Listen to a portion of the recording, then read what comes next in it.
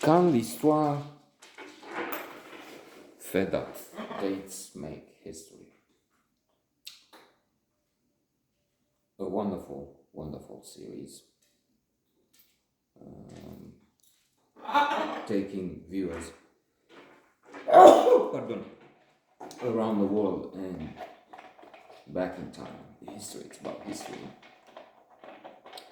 With creativity, looking at various dates with an open mind from a different perspective. The clash between the Muslims and the Chinese, of which I didn't know, I had no idea it existed. A battle, really, won by the Islamic side. The Mongols in India, part of history which India, with Modi, tries to erase. They had a huge $250 million temple raised, opened, inaugurated recently on the place of a burned mosque where they had a, let's be careful with words, I don't know, massacre, but mass killing of Muslims. Christ, crucifixion, and then the colonizing of time by Christians, which celebrate we work according to the Christian calendar. 2024 refers to the birth of Christ. It's not the Islamic calendar, not the Jewish one, or any other. Now, this episode I've seen last night, actually, has the king of Mali, such a poor state, in such a terrible shape now with the Islamists. They keep, the French help them combat the jihadists, and then Mali decided to kick them out, and now they have, I think, I remember Russian mercenaries, the Wagner group, and so on. Not and so on. The Wagner group, which used to be Prigozhin, Russia anyway.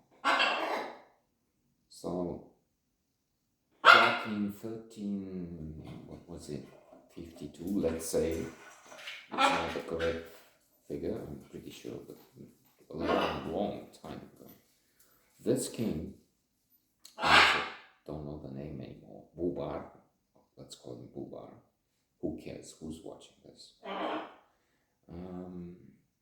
takes a huge escort with him, travels, 4,000 or 6,000, a huge distance between Timbuktu.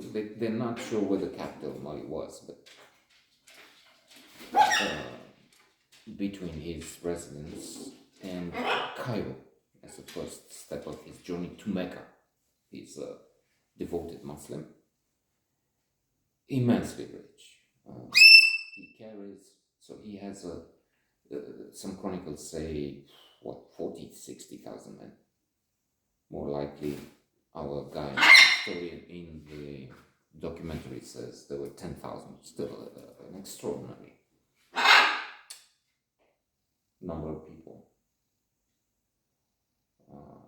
for a journey which took about 6 months.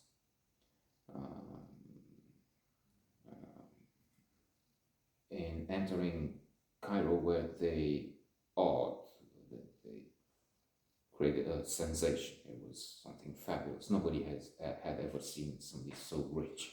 14 tons of gold. Indeed, they give so much gold that they create an inflation, and they will talk about him years in the future.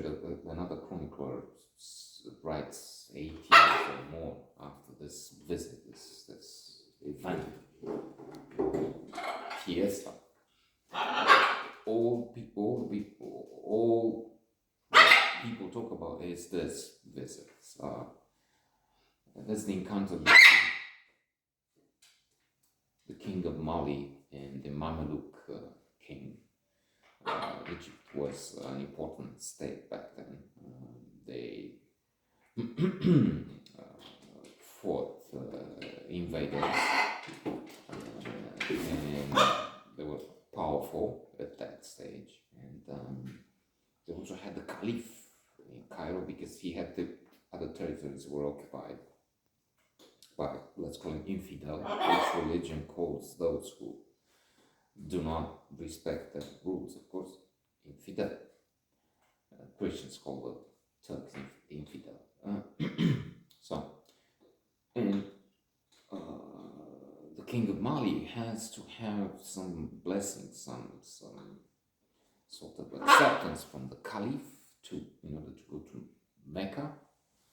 And so he's visiting the Mameluke ruler, and the ruler wants him to prostrate, to throw himself down, which the king of Mali wouldn't.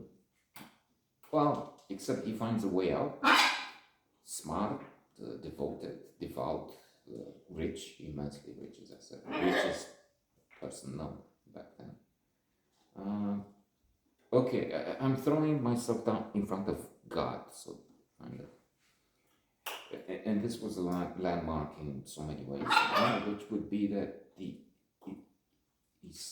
Islamists, the Muslim, would have to look at the black people differently. They would look down. Now they would have to look at this display of wealth and power, this huge escort of people. It was like moving a city in totality.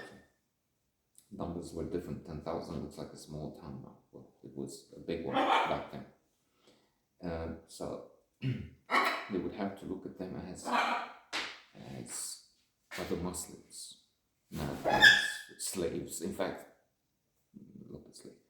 The kingdom of Mali would be involved in all kinds of trade, including slave trade. The Africans traded slaves themselves. That's a sad aspect of history.